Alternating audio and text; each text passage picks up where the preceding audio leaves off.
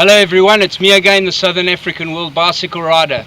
Today I'm reporting to you from Perth in Western Australia, and I'm with the Western Force Super Rugby team, and we're at their headquarters, the Challenge Stadium. With me, I have two squad members, both backline players. Number 9, Ian Pryor, on my right, and on my left, the inside centre, Godwin. Thanks so much for your time, guys. Really appreciate it. Wonderful to meet you. Ian, we chatted before at the Brumbies. Great to catch up again. And Carl, first time meeting you. Absolute pleasure, mate. Thanks so much for your time. Guys, what has happened? I'm going to go back to my trademark statement. I haven't used it for a while. Can you believe it? Unbelievable. I've now cycled through 24 countries on 6 continents, and I've completed the concept for my Around the World charity bicycle ride. Through New Zealand and Australia, I've been cycling between the Super Rugby teams. I decided that would be a basic route for my ride, and I've now cycled between all 5 New Zealand teams, all 5 Australian teams. The Western Force here in Perth is my 10th Super Rugby side, and I'm now hoping to, end of January this year, 2014, return to South Africa, cycle between all the teams in South Africa, and become the first, arguably and hopefully become the first Super Rugby fan to have cycled between all 16 teams through 3 countries on 2 continents, and have produced a little documentary about it to help with the awareness and fundraising for the disability charity I'm linked with, Leonard Cheshire Disability. I just want to ask the guys here, if you could just both give us a brief statement on your thoughts about my journey, and how do you think the South African teams will take to what I'm trying to do over there? Yeah, well, I think it's a hell of a ride. Obviously, there's a fair bit of effort that goes through it, and it's for a great cause. And you know, especially Australia is quite a big country, so that's quite impressive that you rode across there just in itself. So to do 2 other countries is great, and hopefully we can help raise awareness and raise funds for such a good cause. What you're doing.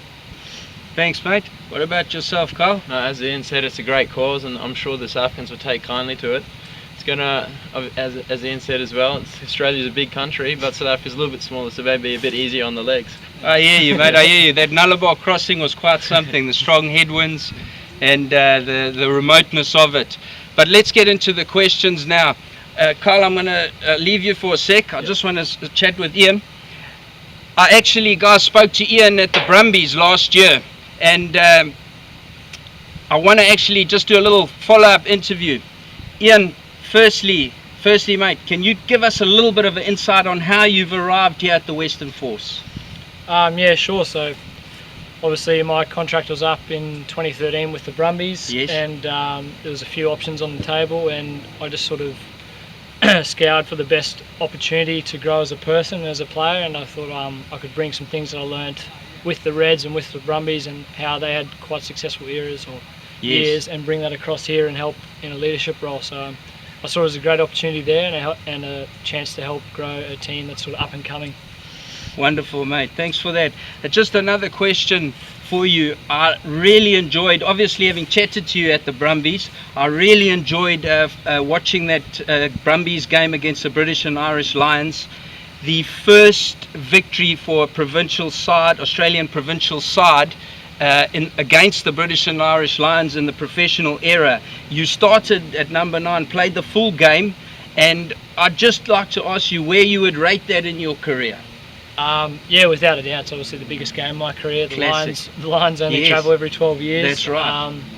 And then behind that, I'll probably put winning the championship with the Reds. But the Lions game is by far and away quite a lot ahead of that. So wonderful, mate, wonderful. I really enjoyed watching that game with you, and paying close attention to your game. It was a great game besides the snow before it. Yeah. No, classic, mate. Well, and keeping that game in mind, I'd just like to ask you, the Brumbies that year obviously went on to make the final against the Chiefs at the Waikato Stadium in Hamilton.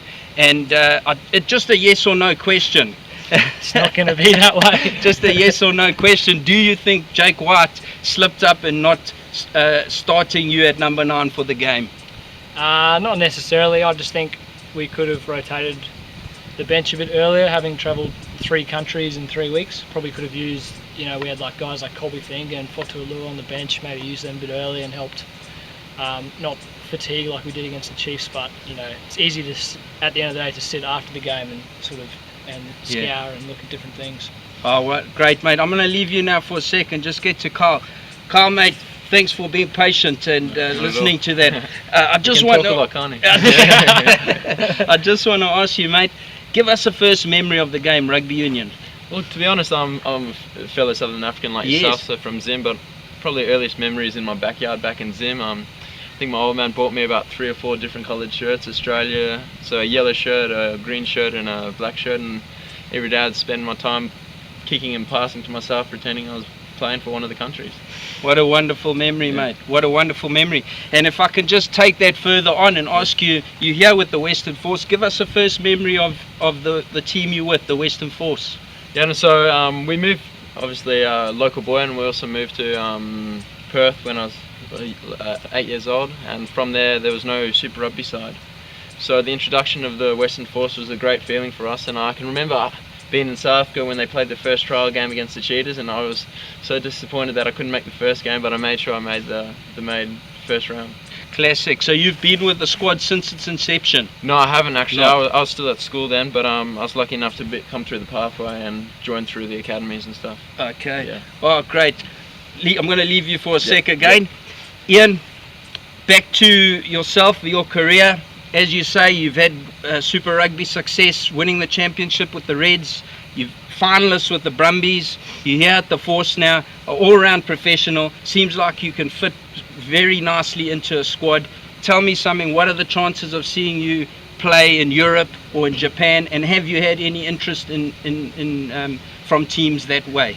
Well, I think with rugby being a world game, it's a great way to experience different countries and different cultures. So I think in a sense, just being able, like I said, to explore different things.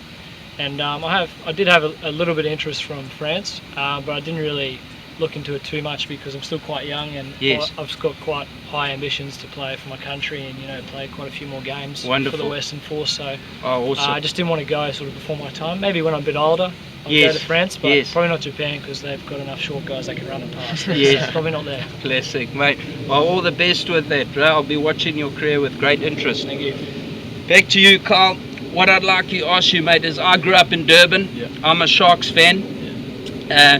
When you come up against the Sharks, who's the opposite number that you came up against? And can you describe that in a word or a sentence for me? Well, I was lucky enough to play the Sharks just the once. I had Mayor Bosman up against me. Just here at the local NIB Stadium. Yes. It was a great game, but they got the upper hand, and Mayor Bosman had an awesome game. I think he got a bit of a knock to the nose, though, so okay. He wasn't too happy after the game. Though. From you? Classic. Not from me, so I'm a good boy. Classic, mate. No, that's great.